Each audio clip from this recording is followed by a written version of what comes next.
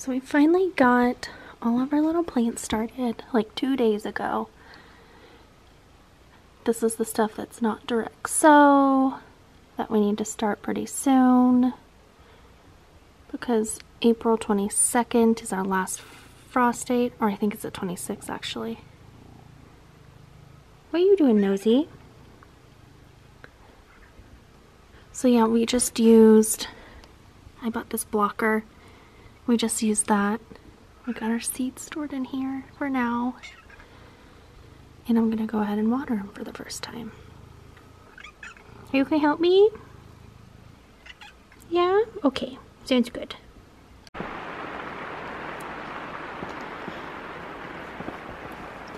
It's been about a month since we planted these little guys.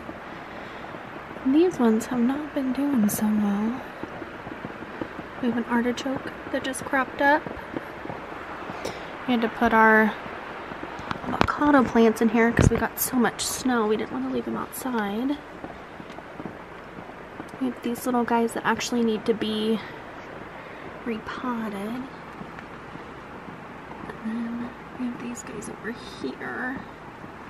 None of these seeds have started. I don't know if you can hear the rain.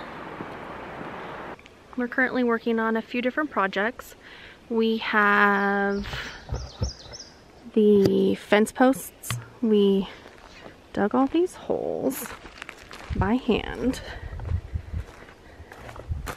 Oh, you guys can't see that because I'm in the way. So we have to pull these out. We got some cement bags yesterday. We have the boards for the raised beds that we're going to work on. I think we're probably doing 8 of those. We have the hugelkultur being built back there. And then behind that, we have compost. And then we have lumber here because we're going to build a new catio, tear the other one down, try to salvage the materials. So we only got a few additional 2x4s and 4x4s to make this one a little sturdier.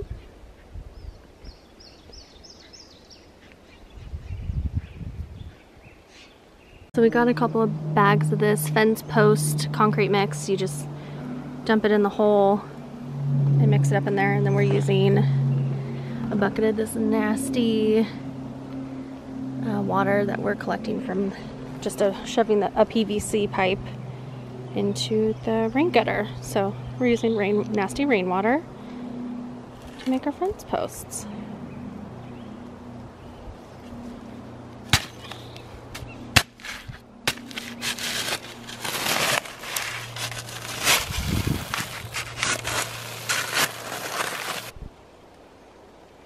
So for the raised beds, we're using cedar fence boards.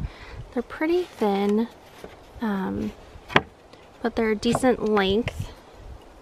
And then we're holding them together with these in the corners and in the midsection.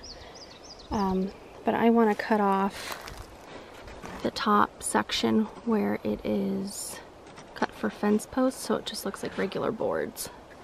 So that's what we're doing now. And we have 42 of these to do. You can totally see the truck. So we have been working on the garden beds all week. There's the hugelkultur right here, and then because the property is so sloped, we have how many tiers? 4 kind of tiered up and cut into the hillside.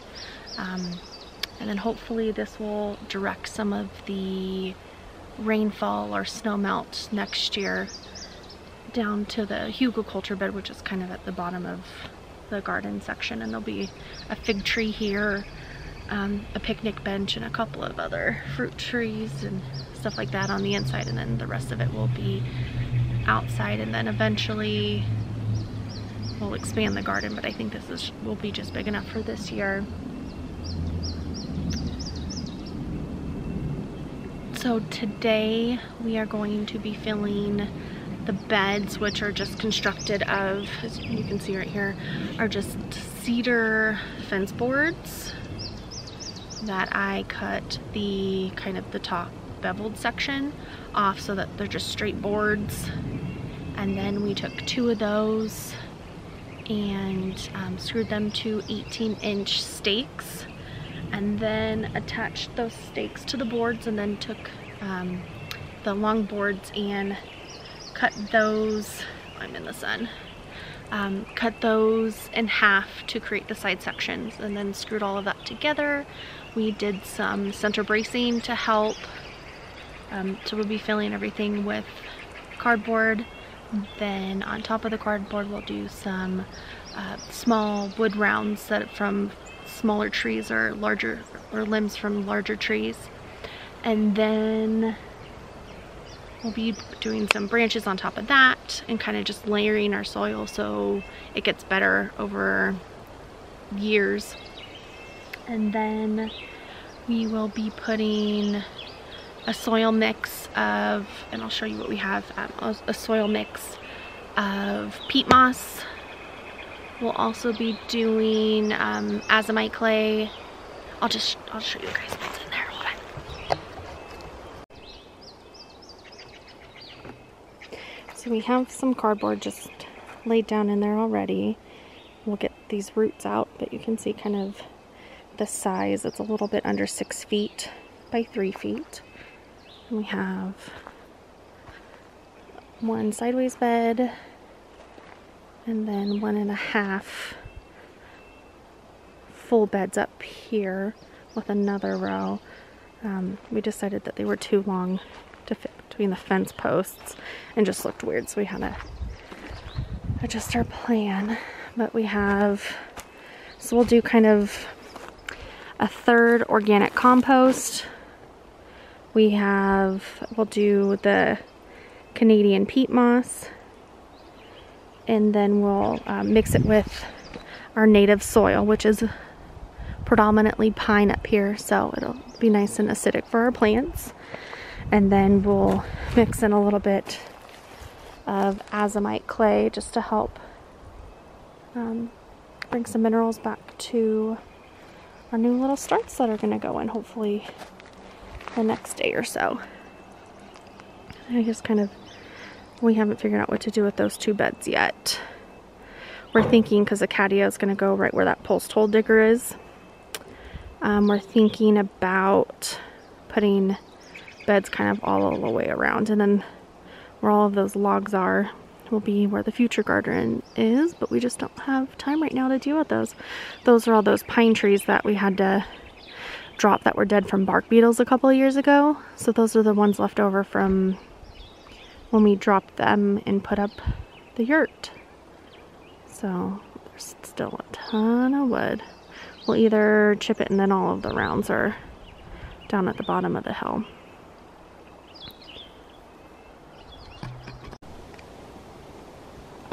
We have all of our starts in our greenhouse. Everybody's looking good.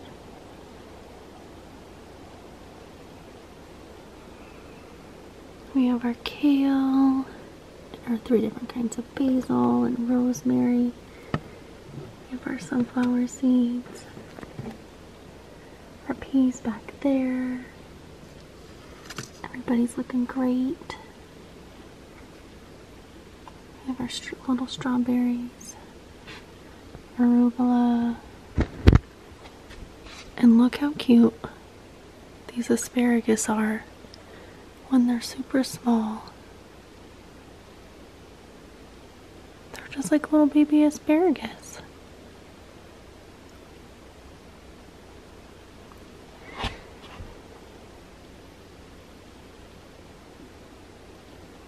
So these we're planning to have go out this weekend. We're finishing up the planter beds now. I'll show you guys those.